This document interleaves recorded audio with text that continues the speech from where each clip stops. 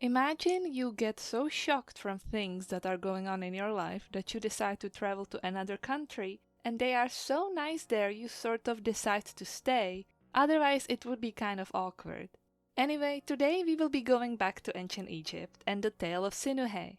Without further ado, let's go on a journey through Egypt and beyond. The Tale of Sinuhe. Sinuhe was a commander and a governor of Pharaoh's eastern territories, and most importantly, a really close friend of the king himself. The tale starts with the death of the pharaoh himself, Amenemhat. As the king became one with the sun god, the entirety of Egypt mourned. Sometime before his death, the pharaoh sent his oldest and most skilled son, Senvosret, to an expedition to the western deserts. They were to punish the disrespectful Libyan nomads and show them who was superior. This went extremely well, and by the time the story takes place, the whole army was already on their way back home. Late Pharaoh's swiftest messengers were sent to catch Senvosret on the western border. As soon as the pharaoh's son heard of his father's passing, he sped off towards the palace, leaving his army and Sinuhe himself behind. Before Senvosret left, he told the royal princess what has happened, and Sinuhe just so happened to overhear that the pharaoh has passed away. As soon as Sinuhe heard those words, his mind went blank. The hairs on his body stood up, and he trembled all over. How could this have happened? Unsure on how he got this idea, Sinuhe felt the invisible walls closing in on him. The anxiety of the situation spoke over sense, and he felt like he had to flee. Like he wasn't safe in Egypt anymore. Sinuhe hid himself behind some bushes as the rest of the army passed him, and after the air was clear, he set off southwards. Sinuhe's mind was filling with images of bloodshed and riots for the throne, so he stayed far away from the palace as he walked. What if he died just as the king? He passed by the Isle of Snefru, and later in the day crossed the waters of the Nile thanks to helpful winds. Walking past the quarries of the Red Mountains in the east, Sinuhe walked north until he stopped by the walls of the ruler, formidable fortress built to keep Egypt's enemies away. Hiding behind a bush again until the guards left, he sneaked past and left his homeland. Traveling even further, Sinuhe was tired, thirsty, and close to collapsing altogether. At the Isle of Kenver, he resigned to his fate and would have died there, if it wasn't for the Bedouin caravan that just so happened to pass him by. And by even a bigger luck, their leader visited Egypt before and knew Sinuhe. Drinking heaps of water and milk, Sinuhe joined to live with their tribe, grateful.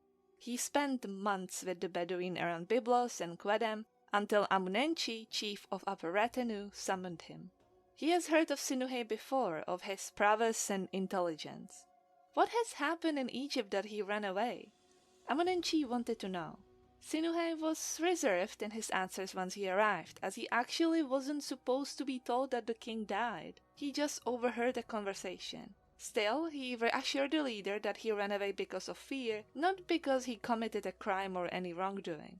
He was as innocent as they get. Sinuhe just ended up in retinue, as if the gods themselves guided his steps and hiding in bushes. How will Egypt fare without its king? Asked Amunenchi, curious. Sinuhe reassured him. He knew the king's son, Senvosret, and he was a man made for the responsibility of being a king. Even more so, if Amunenchi messages him now, they could become powerful allies. This seemed to satisfy the ruler. He liked Sinuhe, and now that he knew that Egypt will be just fine, he offered Sinuhe to stay in his lands. He will take care of him. Amunenchi stayed true to his word. He married Sinuhe to his most beautiful daughter and gave him a prime estate in the Ya region. He never had a shortage of figs, grapes, honey, olives. Everything was plentiful, in fact. Everything that Sinuhe even dreamed of was baked or cooked for him. He was happy, started a family, and watched his sons grow into men. Sinuhe's stand was well known as hospitable and welcoming to all, and he even fought for Amunenchi when necessary. One day a man came to Sinuhe's tent. He was huge and bulky, and he went on to challenge Sinuhe to a fight. The only grudge he held against him was that he was an Egyptian living in their land. Nothing else. But still, Sinuhe had to defend himself, and so he prepared for the fight. In the morning, a crowd has gathered. The huge champion fired his weapons, yet they all missed their mark. The bulky man was furious and decided to go full in and charge at Sinuhe with his battle axe. But as he ran, Sinuhe fired a single arrow, hitting the man into his neck. The man fell, and with his axe, Sinuhe cut off his head. With a cry, he gave thanks to the god Montu for his support. Amunenchi ran to hug his son-in-law, and Sinuhe took everything that used to belong to the champion. Needless to say, he became extremely rich, and at that moment he realized the gods were happy with him. As everyone around him celebrated his riches, Sinuhe couldn't join them. He felt homesick for the first time in years. He knew that death was slowly knocking at his door, and he was so far away from his ancestral lands. He wanted to return back, to be mummified and buried in the Egyptian way. But how will he be received back, fleeing Egypt so long ago? Senwosret, the current pharaoh of Egypt, heard the rumors of Sinuhe and his plight. He felt sorry for the now old man.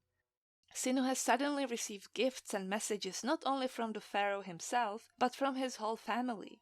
Yes, he acted a bit foolishly back in the day, but he never did anything actually wrong, did he? And we all make silly decisions when we are scared.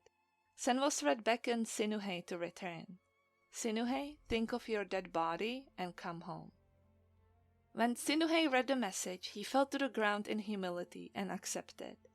The land of Ya will be taken by his eldest son. He bid his goodbyes to his family and set on a journey back home.